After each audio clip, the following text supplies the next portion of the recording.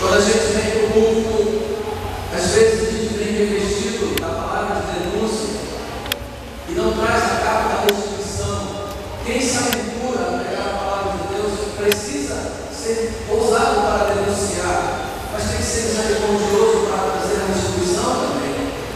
Então, quando o apóstolo Paulo e Barnabé estavam lá em Antioquia, eles estavam ministrando a palavra, denunciando, mas anunciando também o Evangelho, denunciando o pecado das pessoas, mas anunciando também o perdão, o arrependimento, a graça, a justificação em Cristo Jesus. E aí um grupo de pessoas se levantou lá e disse assim: nós concordamos com tudo que vocês estão falando, mas não basta só a graça de Deus para nos perdoar. Nós precisamos trazer para dentro desse novo movimento, dessa igreja que está surgindo, nós precisamos trazer para dentro dela algumas coisas das tradições que nossos pais seguiam antes. E aí a confusão se destacou. O apóstolo Paulo e Barnabé disseram: não, a graça de Deus em Cristo Jesus nos justifica de todo pecado, e a morte de Jesus Cristo na cruz é o pagamento por toda a nossa dívida que nós tínhamos. Mas aquelas pessoas insistiam dizendo: não, tudo isso é verdade, mas nós temos que trazer algo da cultura judaica, nós temos que trazer algo de lá de fora para dentro, para manter a nossa identidade, vamos dizer assim. A confusão se instalou de tal forma que tiveram que ir até o apóstolo Pedro e o apóstolo Tiago.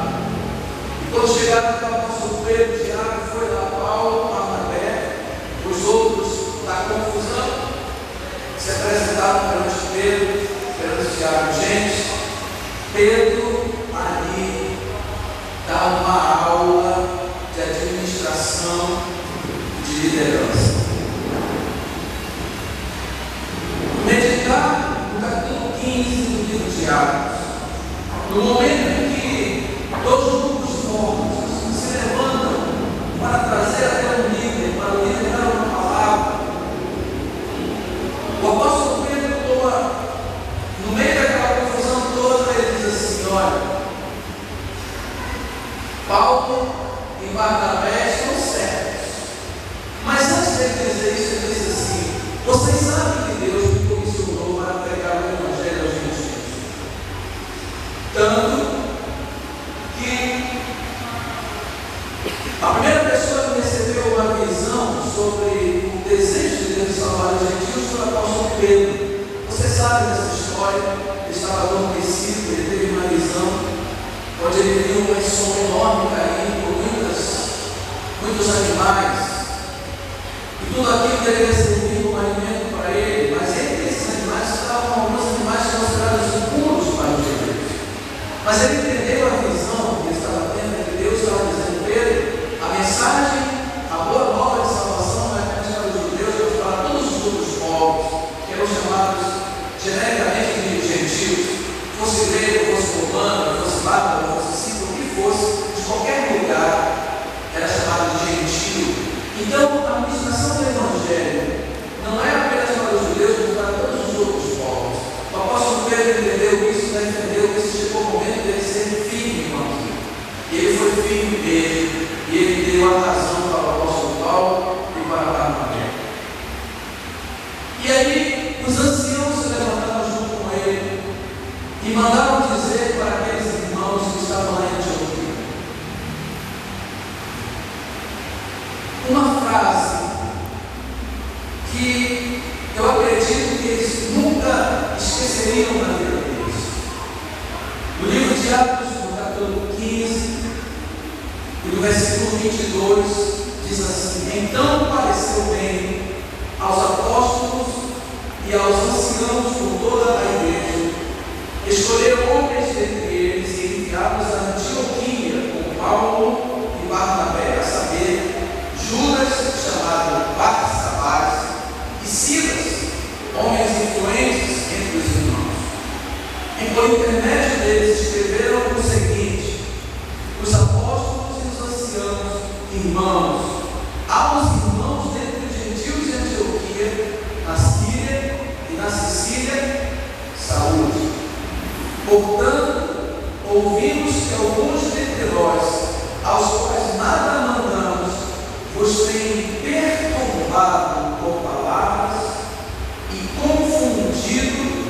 as vossas almas.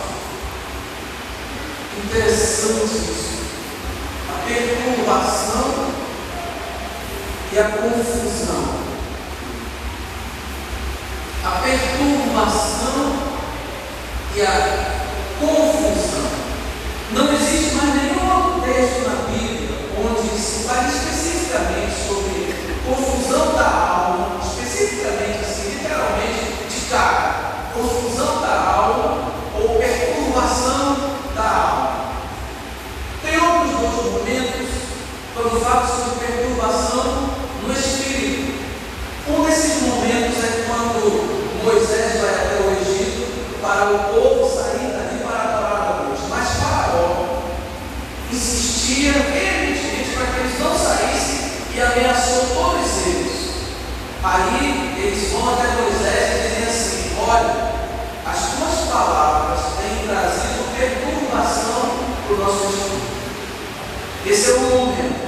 O outro eu vou falar no curso da mensagem.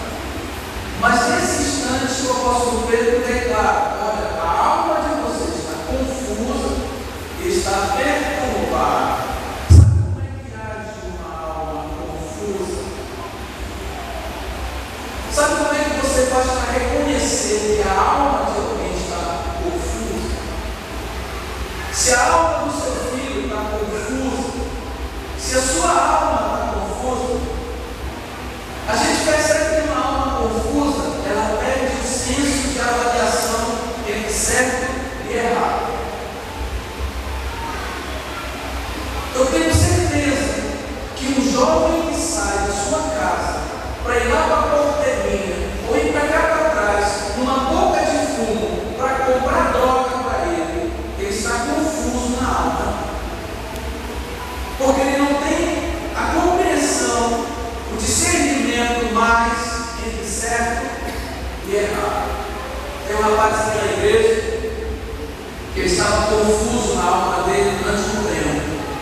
Eu andei conversando com ele. Aí um dia eu encontrei com ele no ônibus. Hoje é um cara de Deus, aqui na igreja, um homem de Deus, um jovem de Deus. Aí eu disse para ele: e aí, mano? Como é que tá? Tudo bem, pastor? E aquela fase de mamãe que você viciado em drogas acabou? Acabou. E a fase de mamãe que você bandido na droga acabou? Acabou. Então agora é a fase de mamãe que é organizada por pessoas de Deus? É.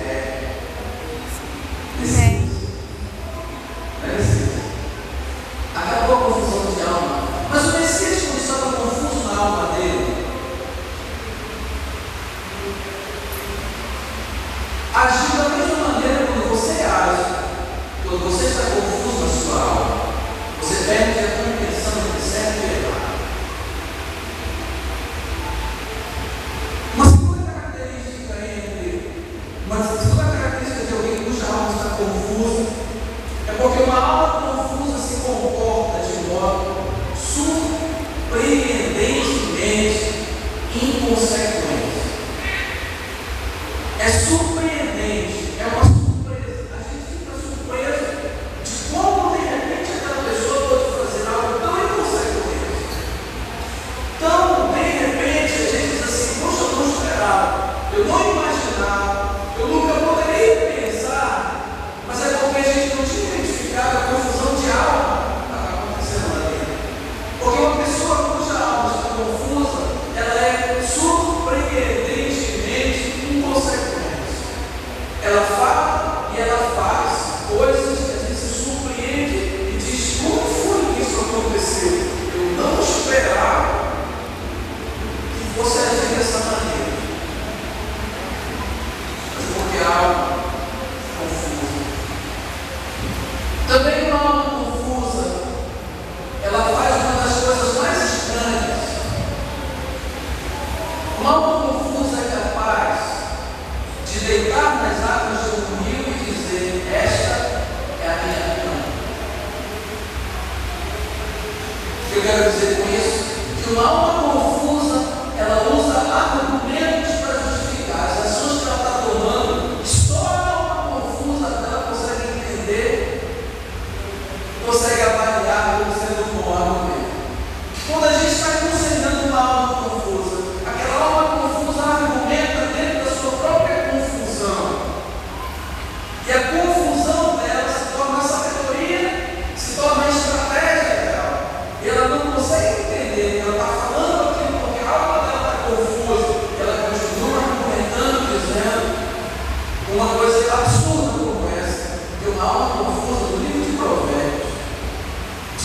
que a pessoa que bebe muito, ela fica com a alma confusa. E esse termo de fazer um rio ou de um oceano a sua própria cama, está no livro de Provérbios, para pessoas que bebem muito, quando diz assim: para quem são os ais? Para quem são os olhos vermelhos? Para quem são os ais da pessoa que diz: eu apanhei ou me bateram? Eu nem senti por me bateram. Porque aquela pessoa que bebe, ela faz de um oceano, de um mar, como se fosse só cama. Ou seja, ela lança argumentos, ela vive uma situação tão terrível, mas ela não consegue ver-se ali no meio daquela confusão, daquele processo. Diga a pessoa que está do seu lado: eita, mano.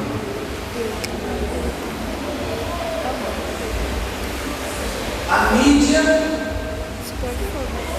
mídia, ela é especialista em trazer confusão para a alma das pessoas. As novelas são especialistas em trazer confusão para a alma das pessoas. Há tanta publicidade da confusão que, se a gente não consegue avaliar corretamente aquilo, a nossa alma também envereda pela confusão que está sendo apresentada para nós. Mas eu estou falando para pessoas aqui que não querem viver vidas confusas, amém? Amém. Uma pessoa cuja alma está confusa, ela se aventura numa vida de cegueira. Com alma confusa, ela vive a vida da cegueira. Sabe qual é a vida da cegueira? A vida da cegueira é aquela onde a gente caminha um pouco tropeça, que a gente não consegue ver as armadilhas das cidades que estão à nossa frente. A gente caminha e tropeça, a gente caminha e tropeça, a gente caminha e tropeça de novo, e tropeça novamente. E quando a gente se levanta, a gente fica feliz porque levantou, mas daqui a pouco a gente tropeça novamente. E quando tropeça, vem a culpa. E quando tropeça, vem aquela sensação de incapacidade de continuar caminhando, mas é porque está cego. Enquanto a gente não consegue avaliar corretamente o caminho, a gente não consegue caminhar aceleradamente. Toda cegueira retira a aceleração da nossa caminhada. É por isso que o cego tem que caminhar devagarmente, por causa dos obstáculos. Ele não está vendo, então ele pode cair em qualquer momento. Enquanto a alma da gente entra em confusão, a gente vai perdendo o discernimento espiritual, a gente vai perdendo o discernimento dos nossos valores, dos nossos princípios, e essa confusão se transforma em cegueira. E aí é um tropeço grandioso. O apóstolo Pedro olha para aquelas pessoas e diz: a alma de vocês está confusa, por isso que vocês estão tropeçando. A mensagem foi clara, já se falava por todos os lugares sobre Jesus Cristo, já se falava sobre o Evangelho para eles, eles já tinham ouvido, tinham entendido, mas alguém trouxe uma palavra diferente daquela que eles tinham ouvido, e aquela palavra foi assimilada, foi recebida, e aquilo trouxe a confusão. Sabe quando é que um princípio estabelecido na nossa vida entra num processo de confusão? Quando a gente recebe a semente da pluralidade. Quando você ouve uma segunda opinião sobre aquilo que você sabia que era certo, e alguém traz uma segunda opinião, um segundo ponto de vista sobre aquele assunto que você sempre soube que era certo. E quando a gente assimila aquela segunda opinião, então a confusão se estabelece também dentro da nossa alma. Bem, mas o apóstolo Pedro também disse que aquelas pessoas estavam, além de terem a alma confusa, estavam com a alma perturbada. Perturbada. A Bíblia fala de um rei ungido, líder, cuja alma estava perturbada. Imagine que coisa maravilhosa. Quantos aqui gostariam, quantas mulheres gostariam de ser? Se no Brasil fosse um reinado, você gostaria de ser a rainha, não é? Não, de verdade, a rainha morar no palácio, recebe, ter mil pessoas na igreja. Quem queria ser a rainha do Brasil? Fica de pé, quer olhar para as rainhas, rainha caça.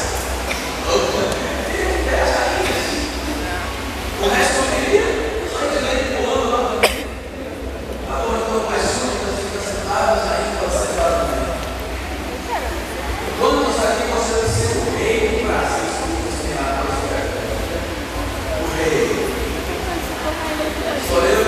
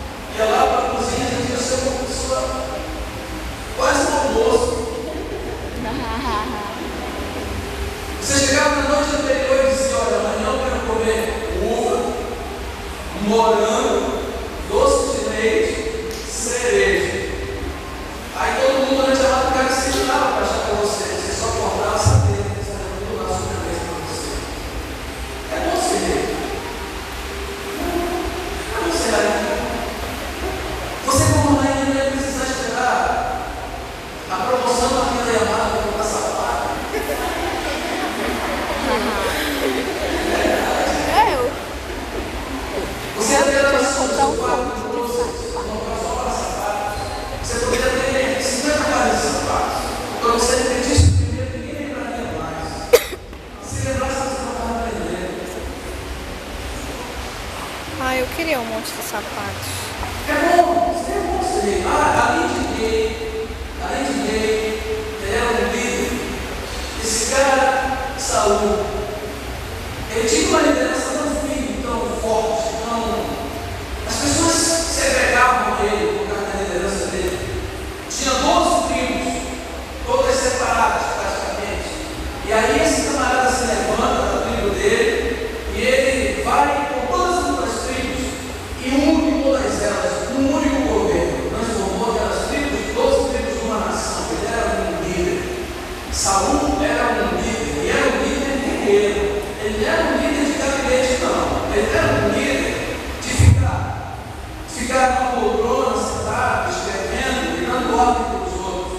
Ele era um líder que ficava ali pensando de quem é que vai dar um presente para ele no aniversário dele, pensando em como é que não sei o quê. Ele ficava planejando a conquista de mais membros. Ele era um cara guerreiro, ele era muito querido, ele era muito determinado no que ele fazia. Saul era o cara. Tanto que Saul, ele mudou a história. Antes de Saul, o povo não tinha rei, eles tinham juízes, só juízes. E aí veio o rei. E tem mais, como rei, os juízes não colocavam os filhos dele para serem príncipes. Os filhos dos juízes eram os filhos dos juízes, mas o filho do rei era um príncipe, as filhas do rei eram princesas, a esposa dele era uma rainha, e assim todo mundo que estava perto dele eram amigos do rei. Esse era Saul. Além de ser um líder e além de ser o rei, ele era ungido. O sacerdote mais proeminente da época, todo mundo sabia quem era Samuel.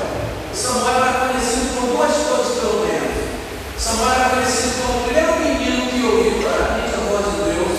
E desde o momento em que ele nasceu, ele já foi consagrado por Deus. Mães, deixa eu falar uma coisa para vocês.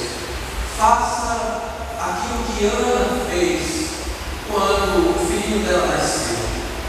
Antes do filho dela nascer, estando ainda num projeto na mente dela, ela dedicou aquela criança a Deus. Quando a criança estava lá, ela dedicou a Deus. Quando nasceu, ela disse: esse menino pertence ao Senhor. É algo que pode livrar o seu filho de muitas situações difíceis na vida. A consagração de uma autoridade tem relevância profética no mundo espiritual. Então, Samuel, ele tinha esse histórico de criança, mas ele era conhecido também por causa da cabeleira dele. Ele nunca cortou o cabelo. Se Samuel fosse o pastor dessa igreja, tinha muita gente escandalizada, porque a cabeleira dele até aqui, assim, quando ele enrolava, fazia aquele topo na cabeça dele. Diferente de mim, eu nunca vou ter cabeleira. Você nunca vai se escandalizar, vai ser cabeludo, porque vai ser só um milagre de Deus muito grande para nascer cabeludo na minha cabeça. Mas Samuel era cabeludo, e era ungido pelo homem de Deus. Deus desceu a Samuel, o sacerdote, Samuel, o profeta. Você vai lá em estatística, você vai lá e unge Saul, o rei. Então Saul, ele era rei, ele era líder, ele era ungido. Como rei, ele não tinha as preocupações que as outras pessoas tinham. Ele tinha casa, ele tinha dinheiro, ele tinha riqueza, ele tinha pessoas perto dele. Como líder, ele era um homem que não ficava ali apenas observando a história acontecer, mas ele fazia a história. E como ungido, ele tinha um reconhecimento no mundo espiritual. Ninguém tocava nele, nem Davi ousou tocar nele. Mas esse homem que era líder, que era ungido, um dia entrou no processo de perturbação da alma. Quero dizer para você, por que eu estou falando tudo isso? Porque talvez você seja um levita, talvez você seja um pastor, talvez você seja um moço, talvez você seja um líder de célula, talvez você seja um líder, talvez você seja um ungido, e talvez você seja um rei dentro de uma geografia, mas isso não vai impedir você. Se você entrar no processo de desobediência que Saul entrou, não vai impedir de acontecer a mesma coisa que aconteceu com Saul. O que aconteceu com Saul? Quando ele entrou no processo de desobediência, foi retirado dele o Espírito Santo de Deus. Gente, quando o Espírito Santo de Deus sai da nossa vida, só resta a perturbação de alma.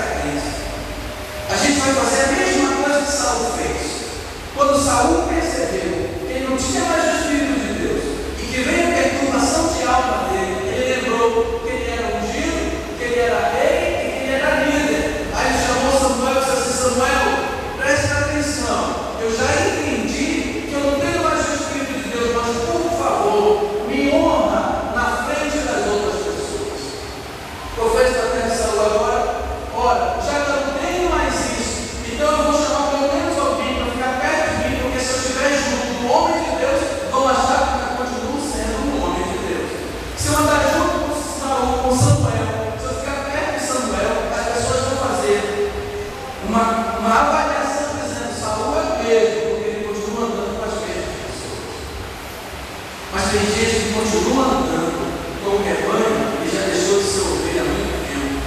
E tem gente que continua andando com Jesus Cristo e já deixou de ser discípulo há muito tempo.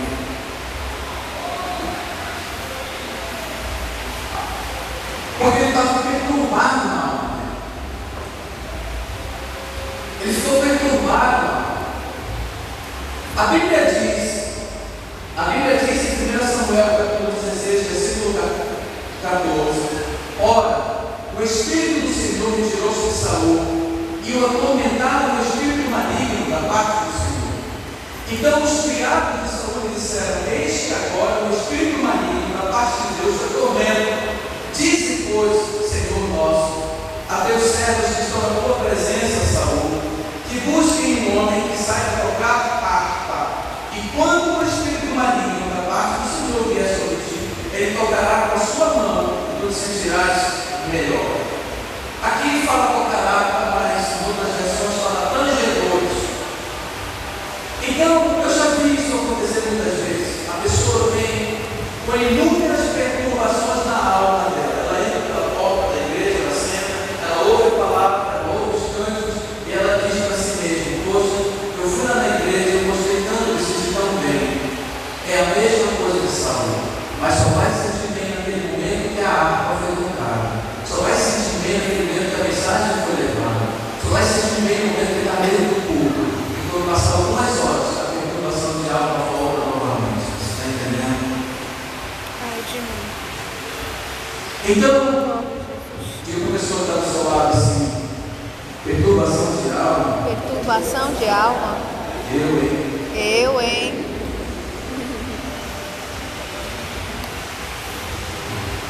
Perturbação de alma, ela se expressa de várias maneiras. Eu quero falar sobre uma só aqui. Uma expressão da perturbação de alma é o cativeiro. O cativeiro, ele é uma expressão de perturbação da alma. E o cativeiro, ele tem uma imagem que é do século passado e desse século agora. Principalmente no século passado, que quando começou essa moda e continua ainda hoje. A gente ouve falar menos, mas continua acontecendo assim.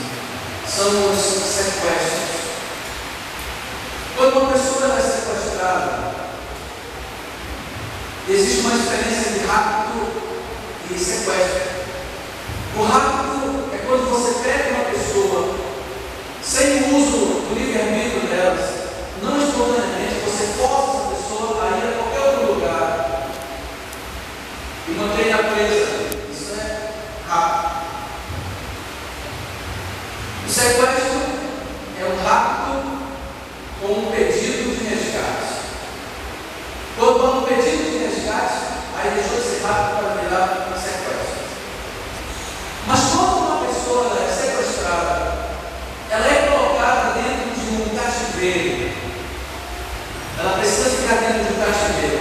A vítima sequestrada, ela é colocada dentro de um cativeiro. E ali naquele cativeiro é posto do lado de fora um guardião.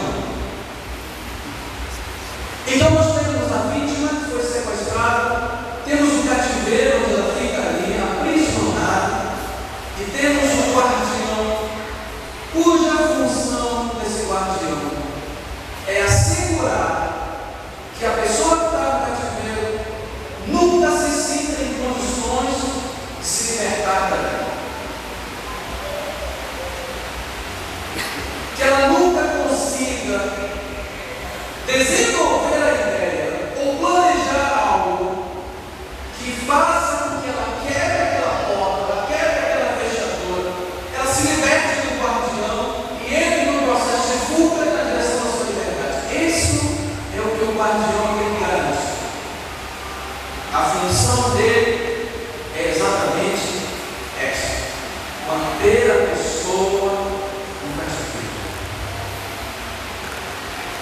Há 40 anos atrás, em Estocolmo, houve um assalto a bancos lá, ao banco. 40 anos atrás, em agosto de 1970,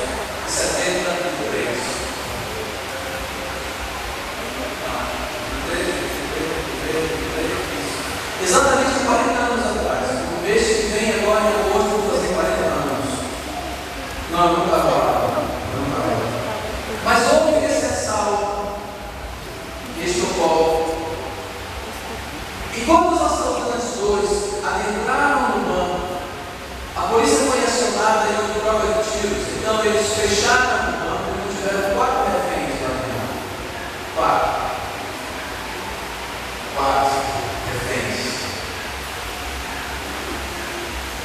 E durante alguns dias, esses assaltantes mantiveram esses reféns lá. E aconteceu que a polícia fez aquilo que ela faz, né? Cortou energia elétrica, cortou água, cortou alimentação, começou a